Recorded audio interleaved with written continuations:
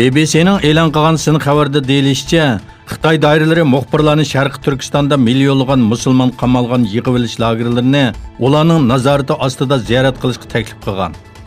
Ziyorat davomida Jun Sadovin o'qituvchilardan bu o'quvchilarning nima sababdan bu joyga kelganligini so'rganida, ularning oshkon ideya bilan yuqumlanganligini, ularning o'zlari xohlab bu yerga tarbiyalanishga kelganligini ilgari surgan. Qiziq yeri tarbiyalanguvchilar bu yerga o'zining xohlab kelganligini qayta eskartgan.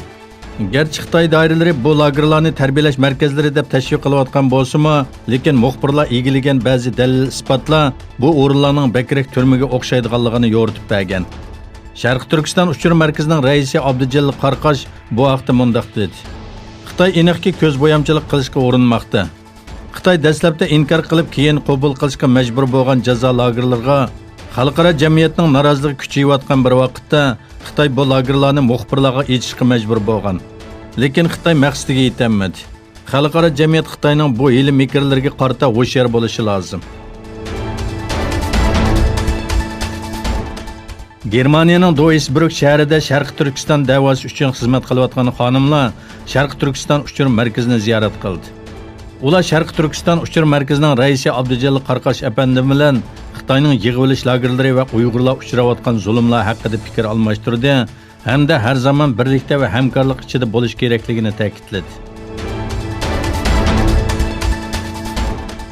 Xalqaro Uyg'ur kishilik huquq va demokratiyani ilgari surish jamiyatining tor betida Uyg'ur avtonom rayonlik ayollar birlashmasiga oid maxfiy materiallar ekanligi ilgari surilgan bir ovozliq suhbat xotirasi e'lon qilindi. Suhbat mazkur birlashmaning ma'lum bir xodimi bilan Qizil lagerda o'lgan bir ona orasida davom qilgan. Bu materialda Qashqar Xoan Sayat shirkatining muavin direktori va Sayat yetakchisi 34 yoshli Aytursun Elining lagerda vafot bo'lganligi qayd qilingan. Erkin Osiyo radiosining muxbirlarining bu yipuchiga asosan egilishicha, Qashqar Xoan Sayat shirkatining muavin direktori 34 yoshli Aytursun Eli bultur 6 ayning 5-kuni atalmış tarbiyalashga elib ketilgan va oradan 4 kun o'tganda Aytursunning jasadi oilasiga topshirilgan. Rossiya muavin tashqi ishlar ministri Aleksandr Gruko Turkiyaning Rossiyadan S-400 mudofaa sistemasi setib olishga doir kelishimlarning xalqaro qonunlarga uyg'un ekanligini va barliq qarorlarning elinganligini bildirdi. O Amerikaning Turkiyaga embargo yurgizish mumkinchiligi haqida to'xtalganda, har qanday bir egalik huquqli davlatning harbiy texnik sohasida o'z hamkorlashuvchilarini tanlash huquqi borligini ta'kidladi va yuqorqi so'zni aytdi.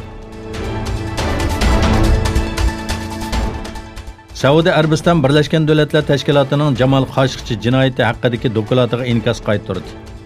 Saudiya Arabiston tashqi ishlar ministri Adil Al-Jubayr valiahdi shahzoda Muhammad bin Salman va boshqa yuqori darajalik amaldorlarning Qoshiqchi jinoyatida mas'uliyati borligi ta'kidlangan bu dokladni inkor qildi.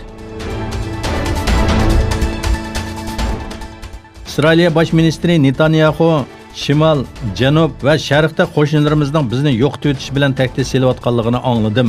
Dushmanlarimizga shundoq deymizki, Isroil armiyasining g'oyat zo'r yo'qotish kuchi bor. Bizni sinamanglar dedi. Isroil armiyasining davlatining shimolda o'tkazgan manevrni ziyorat qilgan Netanyahu ismini atab turib Iran, Hamas va Hezbollahga xitob qildi.